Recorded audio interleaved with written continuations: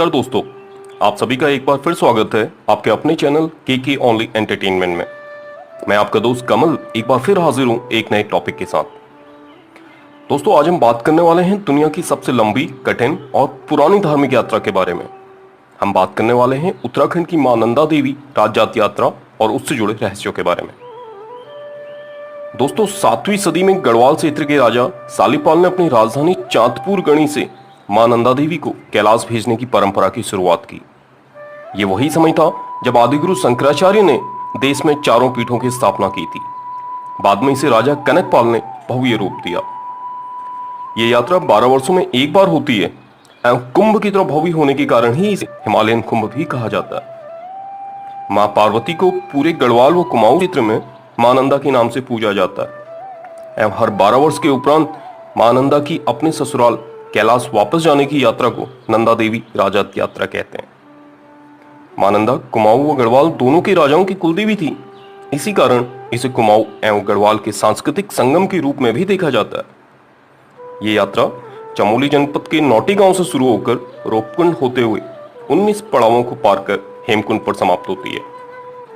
इस यात्रा में सभी श्रद्धालुओं को 280 किलोमीटर की यात्रा को नंगे पांव पूरा करना होता है। ये यात्री अपने मार्ग में 19 पहाड़ों को 20 दिन में पार करते हैं। ये यात्रा 13,200 फीट की ऊंचाई से शुरू होकर 17,500 फीट की ऊंचाई पर समाप्त होती है। दोस्तों, इस यात्रा का मुख्य आकर्षण चौसिंगा खाड़ू अर्थात 4 सिंग वाला भेड़ होता है, जो कि यात्रा से कुछ समय पूर्व एक स्थानीय क्षेत्र में पैदा हो जाता है। ये आज भी एक रहस्य ही बना हुआ है कि क्यों ये केवल यात्रा से कुछ समय पूर्व एक स्थान विशेष में पैदा होता है, क्यों किसी और भेड़ के 4 सिंग नहीं होते। इस यात्रा का विवरण यहाँ के लोकगीतों एवं कहानियों में भी सुनने को मिलता है। इन विभिन्न स्थानीय कहानियों में जो सबसे ज्यादा प्रचलित है, उसके अनुसार कहा जाता है कि जब मां नंदा एवं शिवजी के विवाह के बाद विदाई हुई तो पूरा गांव उन्हें विदा करने आया। मां नंदा की डोली को विभिन्न प्रकार के फूलों से सजाया गया, जो कई स्थानों से होकर गुजरी। विवाह के बाद कैलाश लौटते समय पहला पड़ाव इड़ा बधानी आया। यहाँ के लोगों ने माता का खूब आदर सत्कार किया, जिससे खुश होकर माता ने इन्हें आशीर्वाद दिया कि जब भी वे मायके से ससुराल जाएंगी तो यहाँ जरूर रुकेंगी। इसके बाद अगले पड़ाव नैनी गांव में भी वहां की नैनीवाल जाति के लोगों ने माता की खूब सेवा की और छतौली उपहार स्वरूप दी, जिसे माता ने सप्रेम स्वीकार भी किया। इसके बाद डोली नौटी गांव पहुंचती है तो गांव के नौटियाल जाति के लोगों के असीम प्रेम एवं श्रद्धा को देख मां अत्यंत प्रसन्न होती है। उन्हें ये गांव अपने मायके जैसा प्रतीत होता है। यहाँ मां बोलती हैं कि आज से ये गांव मेरा मायका होगा और मुझे यहाँ राजेश्वरी नाम से जाना जाएगा। इसके साथ ही मां इस गांव के लोगों को अपना राजगुरु भी नियुक्त करती हैं। अगले पड़ाव कासवा गांव में भी माता का भव्य स्वागत होता है। गांव के लोगों की कुशल कारीगरी मां अत्यंत प्रसन्न होती हैं एवं भविष्य में भी केवल उनके द्वारा बनाई गई रिकाल की छतौली ही स्वीकार करने का वरदान देती हैं। इसके अतिरिक्त मां बोलती हैं कि वो भविष्य में कासवा गांव में चौसिंगा खाड़ू अर्थात 4 सिंगों वाला भेड़ भेजेंगी और जहां तक वो दिखाई देगा आप लोग मुझे विदा करने आना, और जब वो दिखना बंद हो जाए तो आप वापस चले जाना।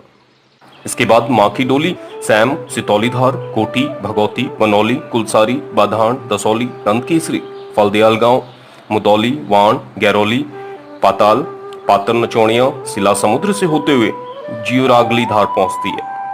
यहाँ मां को प्यास लग जाती है तो शिवजी पानी की खोज में निकलते हैं। जब उन्हें कहीं पानी नहीं मिलता तो आंखें मोह एक जगह त्रिशूल फेंकते हैं और वहां पानी का तालाब बन जाता है।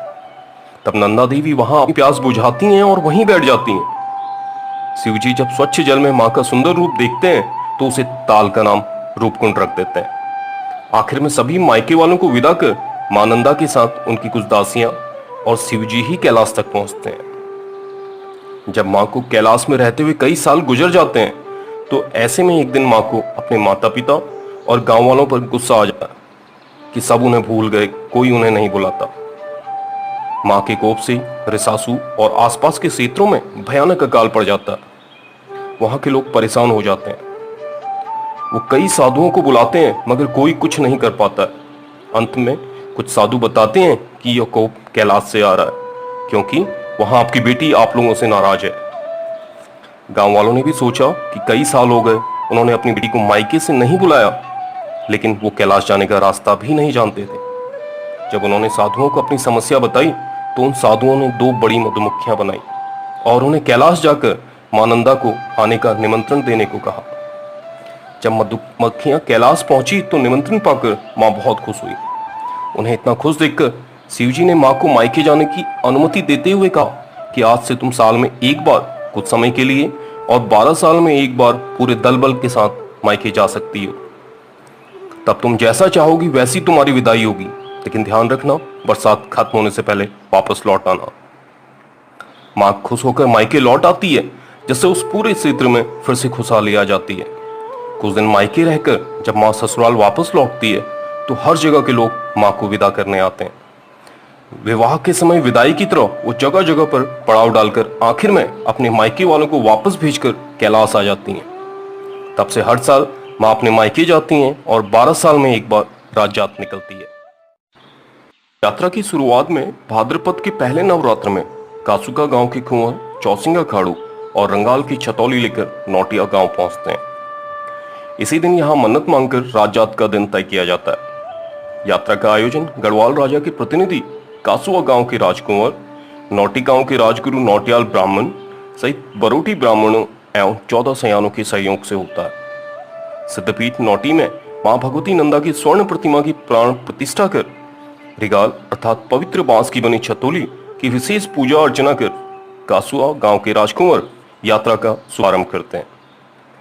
इस यात्रा के अन्य मुख्य आकर्षण 2 छतौलियां होती हैं, जिन्हें नंगे पांव श्रद्धालुओं को पूरे रीति रिवाज के साथ लेके जाना होता है। इसमें भोजपत्र की अस्तर लगी छतौली ससुराल पक्ष की छतौली माना जाता है एवं चमकदार रेशमी वस्त्र की छतौली को मायके पक्ष की छतौली माना जाता है। यात्रा की अगुवाई चौसिंगा खाड़ू करता है, जो पूरी यात्रा में रिंगाल की छतौली के साथ चलता है। इसकी पीठ पर एक पोटली बंधी होती है, जिसमें मां के आभूषण, श्रृंगार का सामान एवं श्रद्धालुओं द्वारा दी गई भेंट रखी जाती है। ये यात्रा नौटी गांव से शुरू होकर विभिन्न पड़ावों को पार कर हेमकुंड पहुंचती है। यहां पहुंचकर चौसिंगा खाड़ू की विशेष पूजा अर्चना कर आगे के लिए विदा कर दिया जाता है। कुछ दूर जाकर वो गायब हो जाता है। लोगों का मानना है कि वो मां नंदा के क्षेत्र में प्रवेश कर जाता है। उसके बाद ये चौसिंगा खाड़ू पूरे क्षेत्र में कभी नहीं दिखता। दोस्तों, यात्रा के बीच पड़ने वाले विभिन्न पड़ावों एवं उससे जुड़े रहस्यों के विषय हमारे चैनल पर अलग अलग वीडियोस अवेलेबल हैं। दोस्तों, आखिरी बार ये यात्रा 2013 में होनी थी, लेकिन उत्तराखंड में आई आपदा के कारण इसे स्थगित कर 2014 में किया गया। अगली यात्रा 2026 में होनी है। दोस्तों, आपको ये हमारा वीडियो कैसा लगा कमेंट बॉक्स में जरूर लिखें। ऐसी ही और रोमांचक जानकारियों के लिए हमारे चैनल सब्सक्राइब करें और बेल आइकन क्लिक करना ना भूलें।